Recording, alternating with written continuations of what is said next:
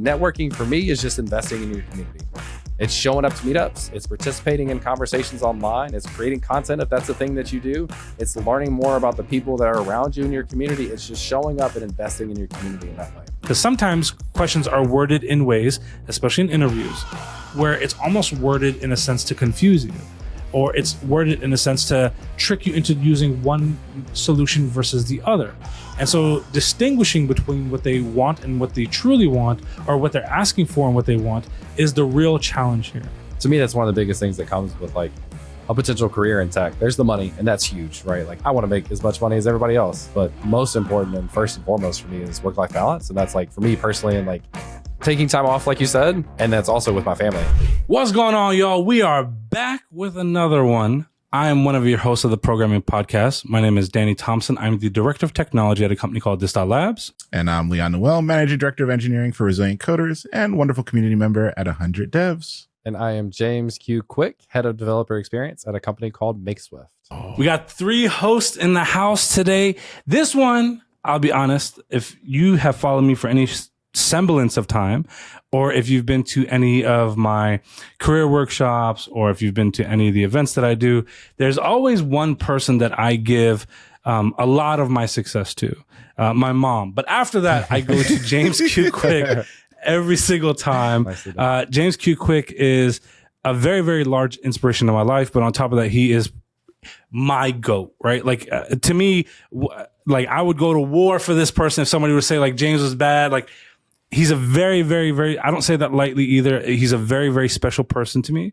And so the fact that you came on here to be one of our first guests is like a very big deal to me. And the fact that you made time for this is equally impressive because, most people, especially if they're recording podcasts part of their job, like they're doing it during the daytime. So we're doing this at night. So, I know we're detracting a little bit from family time. So the fact that you're here with us means a lot to me. Thank you so much for hanging out, dude. Yeah, I'm so excited to be here. I was stoked to listen to the first couple episodes and I thought it was really good. And then secretly I was like, maybe I'll get invited to come on. So here we are. You were the first, like when we were talking about guests, you were on that list. The first 2 we wanted. Me and Danny, we met at Render, right? And so I remember we're sitting at a table, me and Danny at Render, and we're talking. It's been like 2 hours we're talking. And then you walk by and Danny goes, gets up, goes, and like he's standing there talking to you for like an hour, comes back, sits down. That's my GOAT. Can we do LinkedIn reviews? Can y'all just share that on LinkedIn so I can exactly instantly? Yeah. I don't say it lightly. I genuinely mean that too, because I often talk about how like this field changed my life, but it's made generational shifts. And I've said this probably on the podcast before, I think, or one of them. I'm on so many now that I mix up all the conversations of where it was. But my son's 11 years old and he's at a starting point now that exceeds where I was at the age of 25. And it's because I was able to make this shift. And you are probably one of the largest components and proponents of me actually making that shift. I don't think a lot of people realize how much a great influence can be. And I still remember it was one meetup that changed everything. I think I've told you this, but I was still trying to go to these meetups and trying to get part of the community. I didn't really feel like I was part of it yet, but I was trying to, get in there. And you said one thing at the meetup that to the average person probably makes a lot of sense. But to me at that time in my life, it was like mind melting breaking. And you were at FedEx at that time. I believe you were the solutions architect at FedEx. And you had said, I'm feeling burnt out this week. And so I decided I'm just going to take off this week to recover. So that way I can get back to work the way that I was, but I really want to spend some time with my wife. And I was like, y'all do that? People do that? Like you could just take off? And I mean, for me, I was broke as a joke. Right? I was as broke as they came. And so I couldn't even fathom that. And so I'm like, wow, you just took off so you can mentally recover. And I was like, damn, that's the balance I need. And that's when I said, it wasn't until really that conversation was like, I can work in this field and I need to make that my aspiration. And so that one conversation kind of like really put gas on the fire and the flame to kind of make that happen. I think that's as weird as it is. That's one of the biggest things that can come. It's not in every position. It's not every company. It's not every culture. But to me, that's one of the biggest things that comes with like a potential career in tech. There's the money, and that's huge, right? Like I want to make as much money as everybody else, but most important and first and foremost for me is work-life balance. And that's like for me personally, and like taking time off, like you said, and that's also with my family. I've got a 1.5-year-old now. Talked about like taking time away to be here. I'm single parenting this week, so I don't mind having an hour and a half where I don't have to watch her this afternoon. But I always have the ability to prioritize that, and that has always been number one for me. And then I think like those are the types of things that more people like, the exposure of people hearing that and having that impact. That's what more people need to hear and need to know, that that's a possibility, because you come from like a different work environment, and that's not an option. That's not a thought. That's never crossed your mind, right? And that's like unfortunate. Like thankfully you're here now and get to do things totally different. But imagine how many like super talented, super smart people that have jobs that have never known that that type of thing exists. Like that's the kind of awareness that I think really makes big differences. I guess, you know, starting this off with like serious questions, like how often are you showing that babe in my picture so that way it knows who I am? As soon as you said serious question, I was like, this isn't serious at all. I knew. Well, we do have serious questions. Yeah. Matter of fact, the episode today is kind of revolve around one. And so I gave you before recording an idea that I would be reading a DM, and this question would kind of guide some of this conversation. I didn't tell you what the question was because I kind of want to read it real time. Let's kind of gauge it in real time. But this came from someone who is an active listener. I won't say their name because I don't necessarily know if they want me to. They didn't put that within the message. And I don't know if they even knew that we would be addressing it in this way. But I'll say their last name is King. And this person, King, basically is an active member in the community in Dallas, but in other areas as well. I'm pretty confident as well that they've gone through 100 devs and all this other stuff. And they've had an up and down career for the most part, right? Like there have been highs, there have been lows, and in this moment, it's like a tough moment. And so this message literally came like 45 minutes before we started recording. I'm like, this has to be the episode. And so I'm going to read the DM, excluding anything personal and stuff like that. But hey, Danny, I just listened to your podcast with Leon, the episode on taking action and overcoming fear. By the way, Leon, we knew that was going to be a good episode. Yeah. When we were recording, we're like, we're coming up with this time. Is it. I love it. Perfect timing for me to hear this. I recently had an epiphany after reaching my limit of experience, the feeling of being overlooked by other devs at my job. I realized that I've been too quiet about my skills and what I do know and what I'm working towards. I've allowed others overlooking me to make me second guess myself. I had to ask myself, how am I showing up that could be creating this? Like, why are they thinking that this is possible?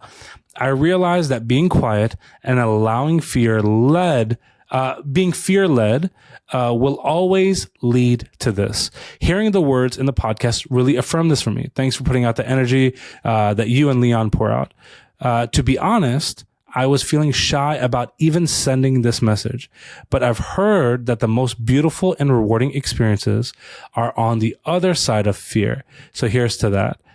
There's something personal at the end of that we'll just leave out, but I think that's the core of what I would like us to kind of talk about and address. And I believe a big portion of this message kind of stems from one thing that I've said is, if you want to do very well in your career as a developer, but to be honest, it's not even development related. It's just, if you want to just do well in your career at all, you need to be very vocal about it.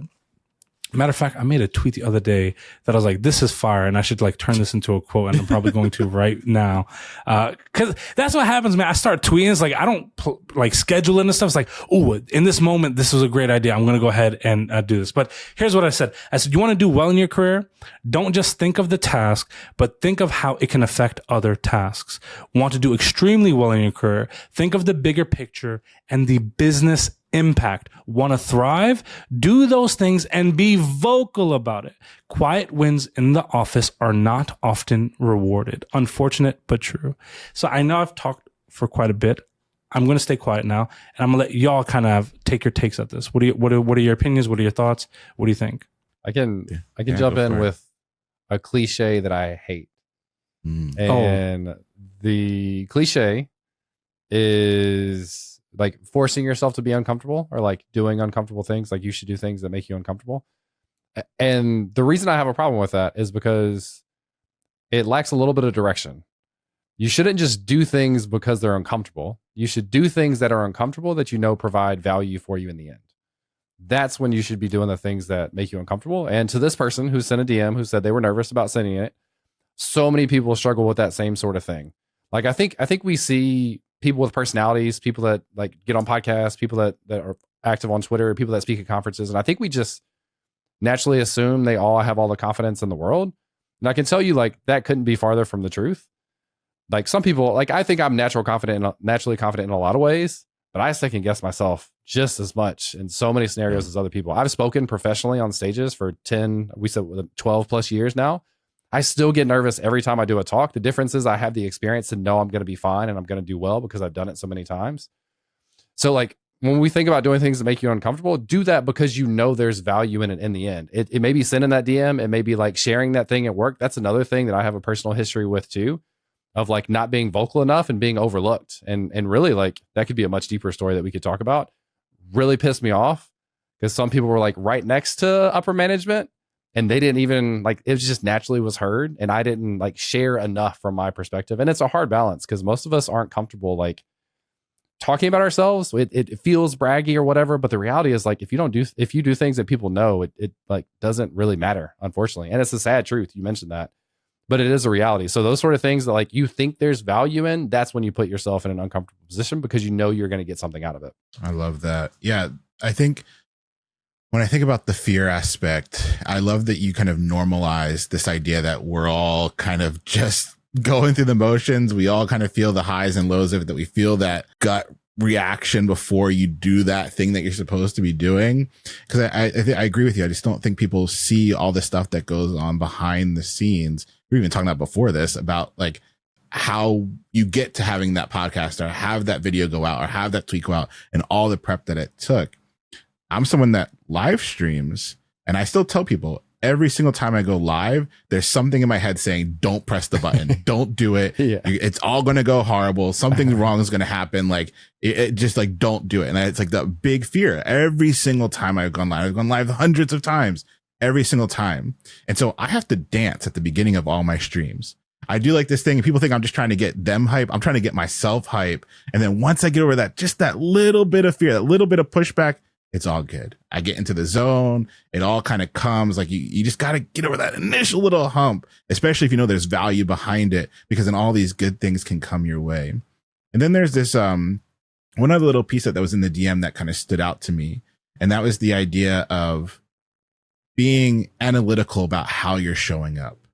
Right. And so I like to use a phrase like, don't be critical, be analytical. Like what can I learn from these experiences? What can I learn from that little bit of jump I just took into the unknown? What went right? What went wrong? Like, how can I use that to impact my decisions going forward? And I think it's worthwhile whenever you've done something that you're proud of or something that like was that fear response you got and you got on the other side, you should take a step and be like, all right, what happened? Why did I feel that way? What could I do to make myself feel better going into more of these scenarios in the future? What did I learn from that experience? And it could be something as simple as I gave a presentation at work or I did the interview. And if we can just slowly build up our lessons from the things, the little risks we take, we get more comfortable taking the risks. We get more information that we can use to make even bigger ones that have even more value. And so I love those two pieces. And I hope people can get to that point to where they're willing to do those things, but then also reflecting on the things that they have done. Yeah. Yeah, you know, one thing that I've been led to believe, I believe this in myself, is when it comes to doing things that are uncomfortable, and I think I've also mentioned this before, I believe that procrastination or delaying it to later in the day creates new levels of discomfort, which make it even more agonizing for people. So instead of facing that, they're more likely to actually pass that off to another day, procrastinate even worse, make that deadline even more difficult, and just an overall painful experience. And they create new levels of pain that didn't exist initially. And so now they fear it even more the next time around. And so one thing that I've started doing is the most uncomfortable things in my day have to happen at 8 a.m., 9 a.m. I no longer wait for 4, 5, 6 p.m. And the reason why is if I get it out of the way at 8 a.m. and 9 a.m., then the rest of the day is smooth sailing. Like there's nothing that's going to happen after that. So like I can tell you one thing right now, I hate having to reach out to clients. Like we're a tech consultancy at this.labs, right? So part of my job is like, hey, we finished this task. You want us to do something else? I've got this engineering team here that we just finished XYZ task with y'all. Do you want us to do ABC instead? Not my favorite thing in the world to do. And so when I was having to wait till 4 or 5, 6 o'clock at night, I was like, God, I can't believe I got to do this. And then it's like the next day, I'm like, oh, I forgot to do it, but I didn't really forget because I didn't want to do it. And then now it's like 8 a.m. I'm sending it out no matter what. And now they're like, oh, like maybe they're responding right away because it's the beginning of their day too. They just saw the email or whatever, maybe, or the Slack message because we're all on Slack channels. But now it's not painful. Like either, yeah, we got more work, or no, we're going to wait a month, or whatever it may be. Like, especially when you're working with like the bigger companies, they always have something coming. So it's like, to myself, why are you feeling so shy to ask them about something that they're inevitably going to give you? And it's not like you're having to put on this PowerPoint presentation, like, here's the way I'm going to save you 15%. It's just, I know this trail of work has to come. I just didn't want to ask for it. And so it's changed everything, kind of doing it earlier in the day. I'm a big proponent on mornings anyway, but I think the less you delay, the more time you're going to actually feel better about what it is that you're doing. And so sometimes that hesitation makes things a lot more painful in the long run. Leads to like snowball too. Because I think people, like, something I pay a lot of attention to is like working out, eating, that sort of stuff. And especially recently. And it's like, if you have one bad meal, sometimes for me, then it's like, well, now the whole thing doesn't matter. So it just like snowballs, right? And like the more you put off something, the more you worry about it. So yeah, I definitely agree. And I think that kind of goes back to like the idea of knowing that either something has value for me, so I have to do it, or like this just needs to get done. And so you can kind of get in a mental state of like looking at that more analytically, maybe, of like, hey, it's just something that needs to get done. It's not that it's easy. It's not that like you're not worried about it. It's not that just goes away, but it has to get done anyway. So let's just go ahead and do it. When I think of you, you're somebody that kind of led this trend that I saw people do, and it has to do with like taking that really big jump. And so you went full-time content creation, and that has to be probably, in my mind, like one of the, I think about it every other day, but probably one of the scariest decisions I would ever have to make. And so as we're talking about like getting yourself to see the value on the other side, you're the person I think. And then I saw like all these other creators that tried to do that did the same thing. You're one of the first people I think that led the wave. And so I'm curious, leading that charge and making that big jump, how did you get there? And like, what was the thought process? How did you see the value? Like, how did you make that jump? Perspective is such a funny thing, because I look at like, I don't think of myself as being like a leader of a wave of that. Like I think of the people that I was inspired by to even think that was possible and that sort of thing. So perspective is always so interesting. But for me, like it was a much easier decision than you would think. And so the situation was, I got laid off from not laid off, like whatever the phrasing was, let go. They actually like asked me to change phrasing from laid off to let go at some point, which kind of annoyed me, but whatever.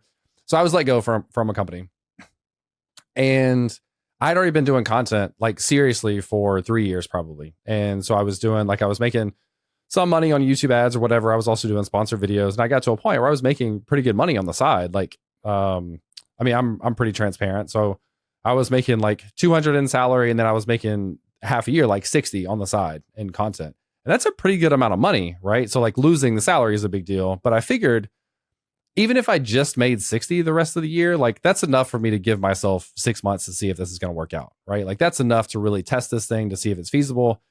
I'm not the kind of person that would take a super big risk to do that. Like my wife was pretty nervous at the time. I knew like we'll be fine for 6 months. I knew from networking, we'll probably talk more about this, I wouldn't have trouble getting a next job, especially when I got let go. I posted on Twitter like, hey, I don't know what I'm doing next. If you have something, let me know. And I got tons of DMs. And I don't mean that in a braggy way. That's a testament to like the relationships and the respect that I've built with people in the community. And so I knew I had that to fall back on. So for me, it was a pretty safe decision. Like I would not encourage someone who's like never made money on the side to go out and do it full time. Now, if that's your path and like you, whatever, like go do your thing. That's just not how I would approach it. So I knew I could make money. I knew I had like enough runway to have 6 months. And I told my wife, like, in 6 months, we'll make a decision of, does this continue to make sense? Because what I never wanted to do was do content full time and have to really, really sacrifice like standard of living. Not that I'm super bougie, but like I wanted to continue to like us go out to a nice dinner whenever we want to, or like travel together. I didn't want those things to go away. So I gave myself 6 months in a very like relatively safe, like relatively low risk environment.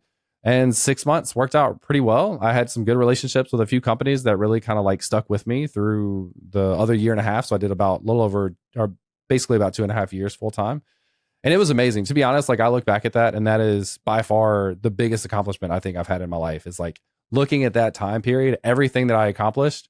Not that I'm needing the credit in other environments, but like I can say everything that I accomplished, like specifically me, I built that myself. And I think for me, that's pretty powerful. That's something I want to be able to pass on to other people of like, hey, it's not easy, but there's a thing you can do. And even more than that is you can build up to that on the side while you also have a stable income at the same time. You know, I've often thought about like that time for you. And you definitely got a lot of things going on at the time. For those that don't know, I mean, you have multiple courses out there, which I think are phenomenal, and people should definitely check those out. You have a fantastic YouTube channel that people should check out. You have an amazing podcast that I now see have 4 hosts that people should check out, the Compressed FM podcast. By the way, for my GOAT, all the links will be in the description or the show notes.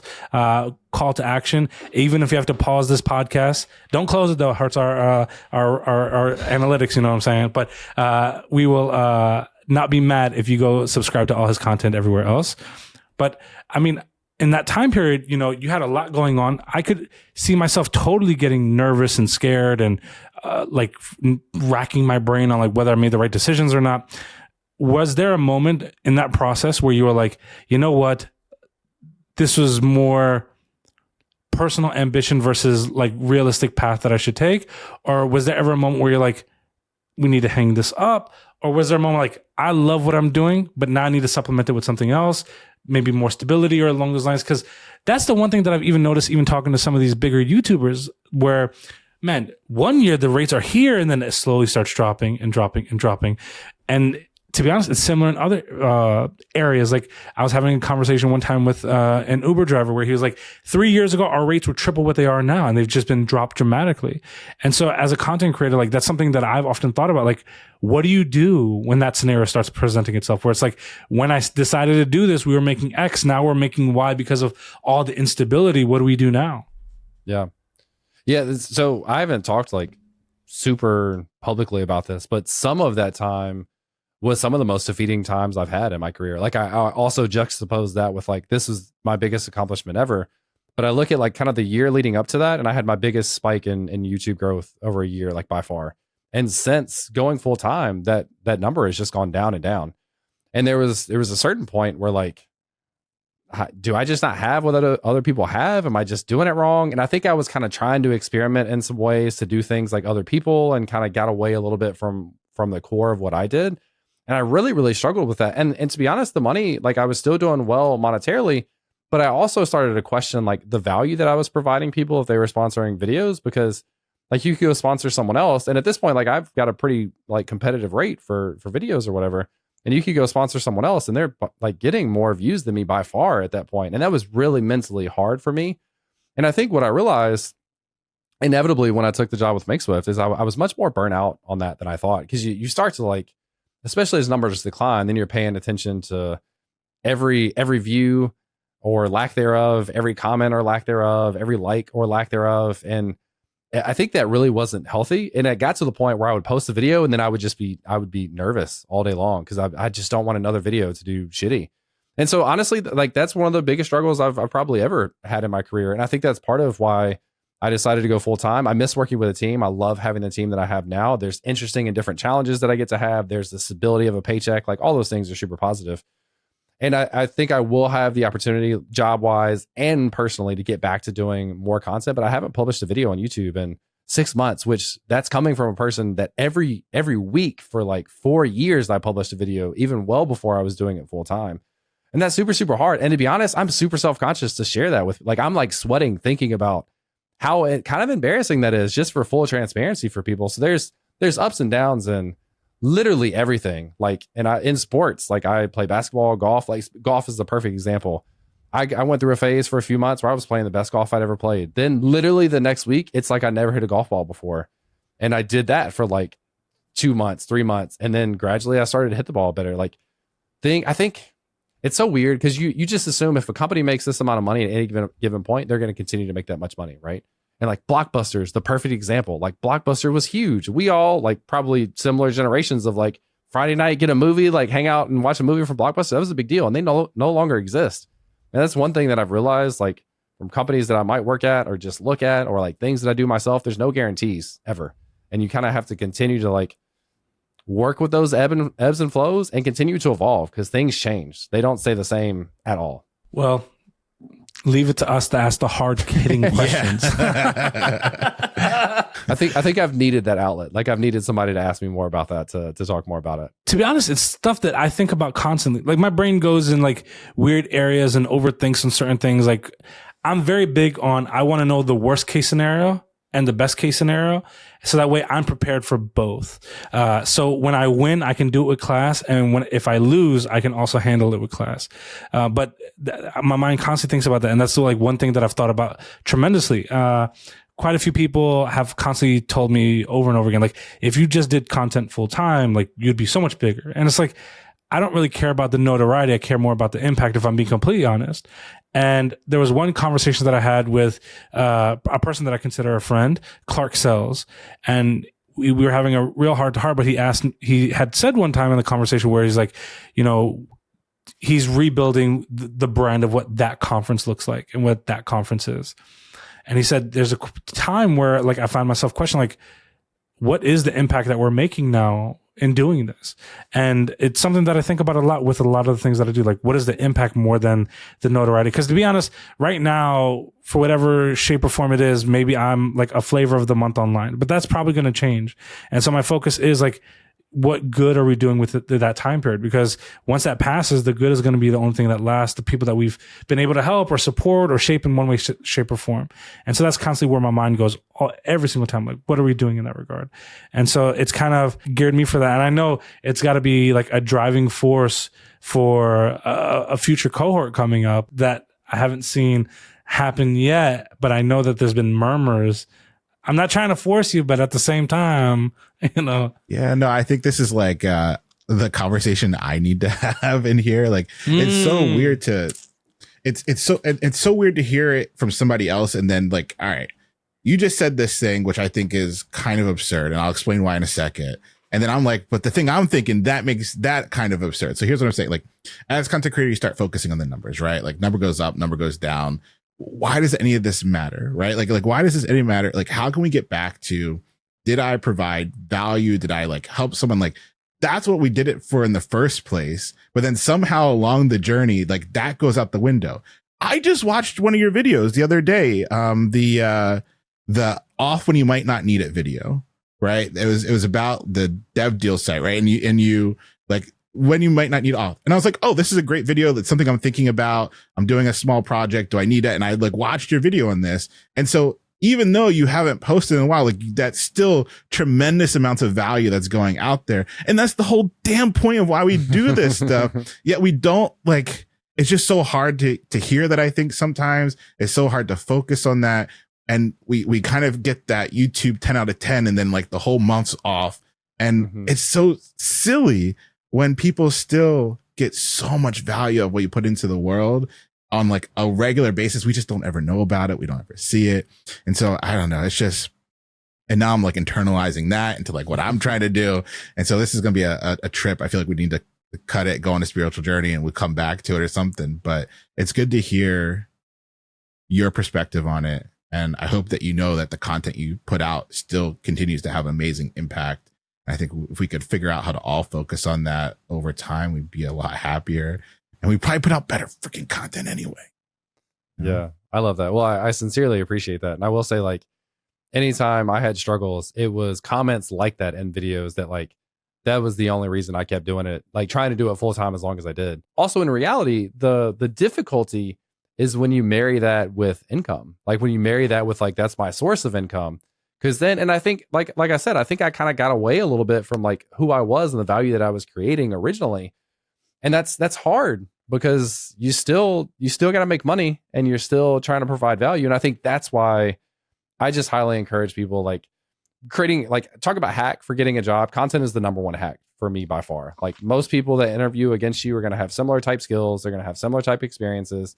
If you have content, that's given proof that you know how to do a thing or you know how to communicate a topic. Like, if you want to know if I can communicate something in JavaScript, go watch one of 300 videos that I have on my channel. Like, it's a hack. And so I highly encourage people to do that. And I think you have to start with exactly like you said. Like, I'm providing value to myself. One, like, I can go back and refer to this later on, or I'm providing value to other people. And if you're interested in being, like, quote unquote, a content creator, whatever, however you phrase that, influencer, whatever, like, do that on the side and, like, build that up. And that's such a hack, because you can, in tech, like, you probably have a reasonable salary. If you have some additional time that you can put into doing content. And here's my favorite thing is, like, make content part of your job. And that's, like, culturally, you have to kind of see who you're working with for that. But, like, if I hire an engineer, them doing content about technical things that they've learned while being an engineer for me and associated with my company is only a win. Like, you have to balance, like, if you're not getting your stories and issues and things like that done, like, that's a problem. But for me, if I hire somebody, like, you should be creating content, like, you should be sharing, you should be building a brand, because it's only beneficial for both of us. You know, there's a couple things I want to say here, and I think it kind of segues into one point that we've talked about in the past, but I think you're a perfect embodiment of. Now, when it comes to, like, content creation, you don't have to do it. The one thing that I've said every single time we give advice when it comes to, like, getting a job, I've seen people get jobs without a resume. You don't have to have a resume, but every single thing that you add onto the list of things that you bring to the conversation only helps increase those chances. Now, you don't necessarily need to become an influencer. You don't need to pretend to be somebody you're not. But the one thing that I've always said is, do you know how many people sound exactly the same?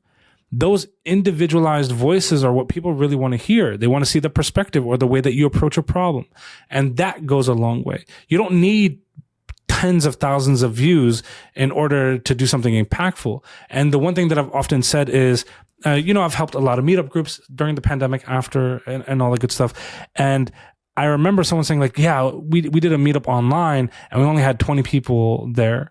I was like, but if you had 20 people in the room, would you be discouraged?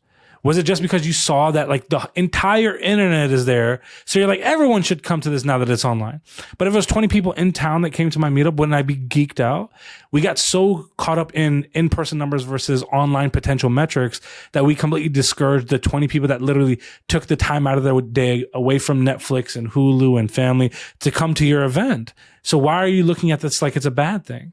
And so I often look at it at the same time. Like, if you write a blog article and 20 people checked it out, don't be like, only 20 views. You should be like, 20 people found this, got help out of it, and they went on about their day. That's great. That's a great ROI for my time. If I had 20 conversations, do you know how tired I'd be at the end of the 20? But the fact that I could put it in a blog and make that same impact, that's a great ROI for time spent. So I think that's a big performance metric. But this kind of goes into one category that we talk about, and that's how impactful and valuable networking can potentially be. Because for me, and Leon has said the same thing as well. And it's been a quote that's been mentioned to me a couple times recently at a meetup, that he goes as far as to say cold applying is a waste of time. And if you spent that time networking, you'd do far better. I won't go that far. I will say you should still apply. But if you're spending 8 hours a day applying to a job and you don't see results, maybe spend 4 hours networking and spend the other 4 applying and see which one starts yielding better results for you. But every single opportunity that I've had thus far, and I'm pretty confident any opportunity I have in the future, will be a byproduct of the network that I've created. And you are a physical embodiment of that phrase, because every opportunity I've ever seen you go into has been because of those scenarios. Like, what is your opinions on networking? What are maybe some strategies that you think around it? What is your mind on the subject? What do you think about it? I don't know if we have enough time. We'll try to do some of it. I think cold applying is, like, not a waste of time from the perspective of, like, you can cold apply with one click and, like, that's fine. I wouldn't expect any results. I think we're past the days where you can just throw out a resume and see what happens. Like, I don't think that works. And I see that play out over and over again for people that I work with, for people that I know personally, for things that I'm saying. And there's 100 really good examples of this. I'm going to do a couple. In my career, in my senior year, Microsoft recruited on campus. they did an in-person networking event, and I got to meet the recruiter, and he was just a cool guy. He was young, he was just cool. We hung out, enjoyed each other. I got an interview for a software developer or software engineer, a SWE at Microsoft. And to be honest, I think they asked me some dumb questions now that I'm more confident in my career. What's the biggest project lines of code you've ever written? I'm like, that's actually kind of dumb. I don't like that. So anyway, I look back and have the confidence to say that now, but at the time I was like, I don't know. And anyway, I didn't get that job. The recruiter then basically what happens at Microsoft is they either say yes, they say no, or they say yes for Microsoft, no for this role. And he said all right, well, we'll find a different opportunity, because he believed in me. And so I flew out to DC for interviews for a TAM, technical account manager role. There was 30 of us applying for 8 positions. Got rejected at the office. The people who got rejected, they sent back to the hotel in a limo together. One of the most awkward things I've ever done in my life. Limo is supposed to be cool and fun and blah, blah, blah. And it's 10 people that just got rejected that they flew all the way to DC for an interview. And then the recruiter reached out and said, what do you think about a technical evangelist role? I was like, I have no idea what the hell that is, but it's Microsoft, so sure. And that's where I ended up starting my career. So it was I got turned down by Microsoft twice, but because of the connection with the recruiter, which I didn't think anything of, I just had a good time hanging out with the guy and thought he was cool. That led to a third opportunity to interview, and inevitably landing that job. And I'll do one more story. And before I do that, I want to share my thought on what networking is, because I hate the word networking because it's cold and it's sterile. And it makes me think of people who walk up to you and all they can think about is what they can get out of you. That's not what this should be. Networking for me is just investing in your community. It's showing up to meetups. It's participating in conversations online. It's creating content if that's the thing that you do. It's learning more about the people that are around you in your community. It's just showing up and investing in your community in that way. Now, the last, this is super personal in a super, super good way. And it's one of the other most proud moments that I've had in my life for someone else, which is my wife, Jess. And she had been in hospitality and doing events for 8 years, always really good at her job. If you've ever been in hospitality, you're not overpaid, you're underpaid by far. You're appreciated culturally in the way that they can appreciate you, which is totally different than being in a modern tech culture where you have a limited vacation and all the things.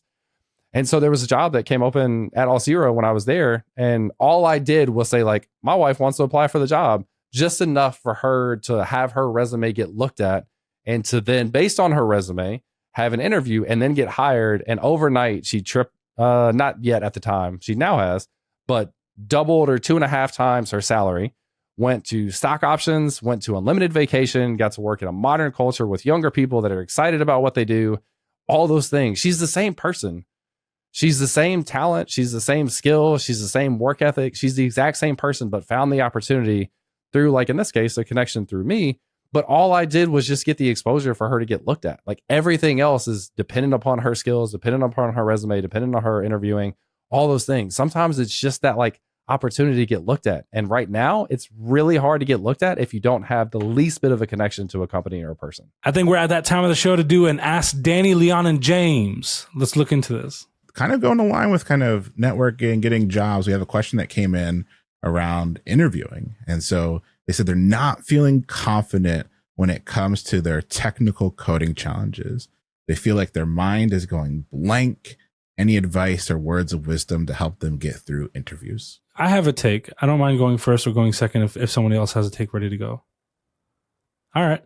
My take, this is an exercise I often do with juniors on my teams, interns, and things like that. I'm a very firm believer. And if you've listened to the problem solving episode, I think that will factor into a lot of this. But looking at the big picture and then start isolating down. And so I'm a big believer in pseudocode to real code. Let's start writing out in straight comments. What is the ask? What is the actual requirement? Let's start breaking it down into understandable terms. Because sometimes questions are worded in ways, especially in interviews, where it's almost worded in a sense to confuse you, or it's worded in a sense to trick you into using one solution versus the other. And so distinguishing between what they want and what they truly want, or what they're asking for and what they want, is the real challenge here. And so oftentimes I've said, as a developer, one of the biggest requirements you need to have is taking business requirements and translating it into technical requirements that you can execute upon. And this is kind of what you need to be doing here. What is the ask? How do I break this down? Now, how do I break this down further? It's not going to just be using an easy example of like a two-sum, right? Where you're just adding things together, people would instantly think, well, I just need to get the sum of this. It's like, no, you're having one numeric value and having another numeric value. And now you're combining those values to get an end result that you need to return, right?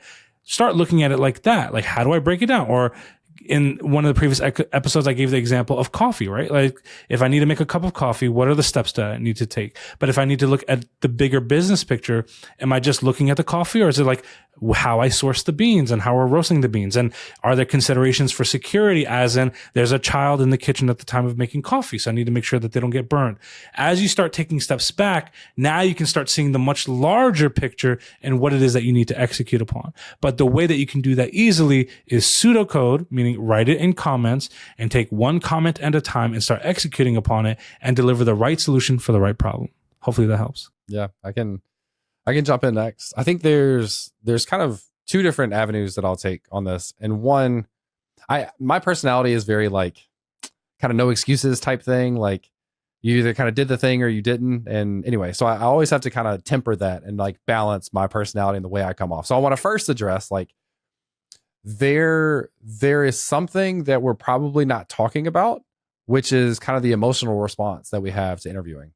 And what I mean is like practicing doing breathing exercises, practicing Superman pose, standing up tall, confident, doing that before you walk into an interview. Some of it is like, maybe it's talking to a therapist to understand how you handle situations like that. Like, all of these things are factors emotionally and like physically, like breathing and those sort of things that impact how you're able to maintain your head and like maintain your calm and maintain your ability to strategically walk through. I also think the other side of this is a little more technical. I also think a lot of those nerves typically come, and this is especially true for me, from being underprepared. Like, I don't know if you've ever walked into a test and maybe you knew all the questions that were going to be on the test, or like it's vocabulary, you know, all the things and you know what's going to be asked. If you walk into that test, I bet you're not very nervous. I bet you have an easier time answering those questions. So I think about the level of preparedness that you've gotten yourself to walking into that interview. And the reality is, programming interviews, whiteboarding interviews, programming challenges, those sort of things, it's a lot like taking the ACT and the SAT. If you practice them over and over and over, and you put in the work and you start to recognize the patterns for what they are, not how they're maybe trying to trick you, then dissecting those and translating that in the code gets easier and easier because you've done it over and over and over. You can take the same technical solution and apply it to a million different variations of a story that you want to tell me. It's still the same technical solution and pattern and blah, blah, blah that I have to come up with. So I think a lot of it comes down to preparedness, and it's how you prepare. One of my biggest pet peeves is like, if a kid is studying for a spelling bee and you ask them to spell a word and they say the first 3 letters and the third letter is wrong out of a 6-letter word, and you say, no, that's not right, you're hurting their ability to mentally process having to do the whole thing, because that's not how it works in real life. When they go to a spelling bee, they have to spell the entire thing and then get the response back. You're short-circuiting their ability to process what it's like in that real environment. And so when you practice whiteboarding interviews, get yourself a friend, maybe at first, who you trust and you feel comfortable with, and treat those like real ass interviews, and watch yourself suck at it and watch how uncomfortable you get, and internalize that and understand, I need to improve on this, and I'm feeling this way because I'm just not quite ready, and I can put in the extra work to do that. Then if you want to take it like a next level, get people you don't know, or live stream it. Like, put yourself in real intense situations and start to like ramp that up. I promise you, if you do that over and over again and learn from those mistakes as you go, you'll get better and better. Retweet. Phenomenal advice. I love it. The thing I always tell folks is, don't go into your interviews like an accident, right? Have a game plan and practice that game plan, just like you're saying. I use an acronym called PREP, parameters, returns, examples, pseudocode. Every challenge you do that same thing. That way, when you're in the real environment, you're following the same system, the same playbook, and you'll be more comfortable, especially if you do all the things that James just said. Honestly, phenomenal advice. But to be honest, that's what we do. Anyway, so look, hopefully, James, like, are there any places that they need to be looking out for you this year? Anything you want to plug? I believe you deserve a plug in any way, shape, or form. Anything that you want to let people know about? Yeah, there's one work-related thing that is kind of interesting for people. even if it's not Makeswift, but it's by Makeswift, is an open source kind of UI library that has some interesting caveats called vibes. So you can find details at vibes.site. I don't know when this will be published, but the official docs for the things that we have there will be live in the next month or so. And basically what it is, it's a set of components, and we'll have different vibes or collections of components eventually, but we're starting with one, and they are very deeply integrated with Next.js and the features and performance and things like that in Next.js.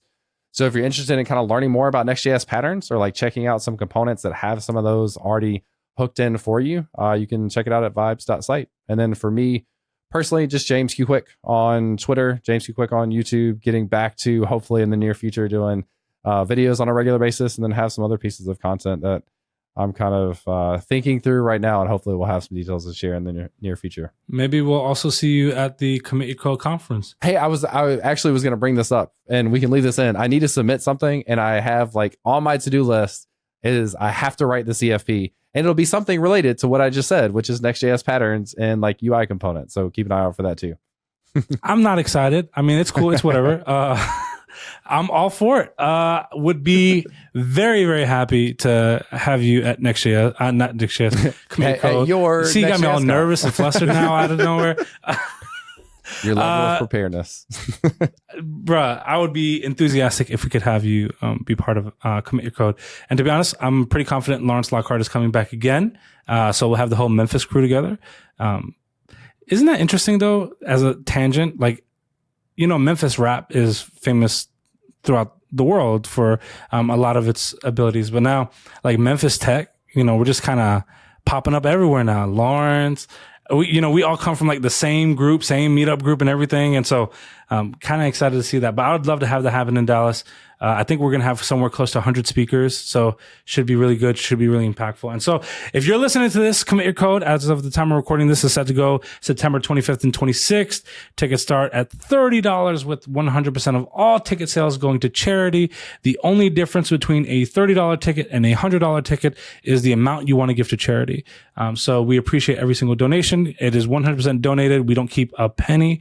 Matter of fact, I think, we literally like broke even at the most. But of course, with $30, your meals are covered for both days. Your experience is not diminished. We will potentially have a couple free tickets as well for those that don't have the ability to afford it once tickets go live. But the one thing that I always say is you don't have to make that publicly knowledge or publicly available. You can DM me or one of the admin within the Commit Your Code Discord, and we will not advertise it. And even ticket registration will not know that your ticket was free. We do not advertise that. If the only inhibiting factor for you having educational resources is the ability to attend, we've got your back. Can you put me down to contribute a couple tickets to whoever needs them? Absolutely. Down for it. All right, y'all. It's been real. It's been fun. And I will see you on the next one. Goodbye, everybody.